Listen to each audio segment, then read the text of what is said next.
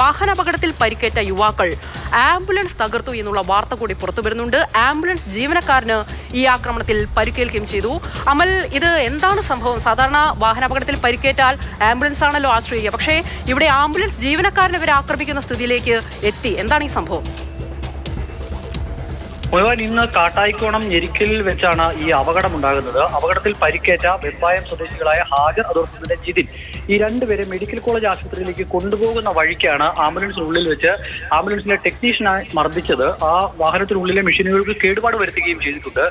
ലഹരി ഉപയോഗിച്ചിട്ടുണ്ടോ ഇവർ എന്നുള്ളതൊരു സംശയമായി നിൽക്കുകയാണ്. ജീവനക്കാർ പറയുന്നത് ഇവർ ലഹരി ഉപയോഗിച്ചിട്ടുണ്ട് എന്നുള്ളതാണ്. അപകടം നടന്ന സ്ഥലത്ത് വെച്ച് തന്നെ ഇരുവരും വലിയ തോതിൽ പ്രകോപിതരാകുകയും അക്രമാസക്തരാകുകയും ചെയ്തിരുന്നു. പോലീസ് ഉദ്യോഗസ്ഥർ ഉൾപ്പെടെയുള്ളവർ അവിടേക്ക് എത്തുമ്പോൾ അവരെ ആക്രമിക്കാനുള്ള ശ്രമവും ഉണ്ടായതായാണ് അവിടുന്ന് ലഭിക്കുന്ന വിവരം. അതിനുശേഷം ഇവരെ മെഡിക്കൽ കോളേജിലേക്ക് കൊണ്ടുപോകാൻ തീരുമാനിക്കുന്നു. 108 ആംബുലൻസ് വിളിക്കുന്നു. ആംബുലൻസിലേക്ക് കയറിയ ശേഷമാണ് ഇവർ ഈ ടെക്നീഷ്യനെ മർദ്ദിക്കുന്നത്. ആ ടെക്നീഷ്യനായ നിതിന് പരിക്കേൽക്കുകയും ചെയ്തിട്ടുണ്ട്. ഈ 108 ആംബുലൻസിന്റെ അധികൃതരാണ് ഇപ്പോൾ മെഡിക്കൽ കോളേജ് പോലീസിൽ പരാതി നൽകിയിരിക്കുന്നത്.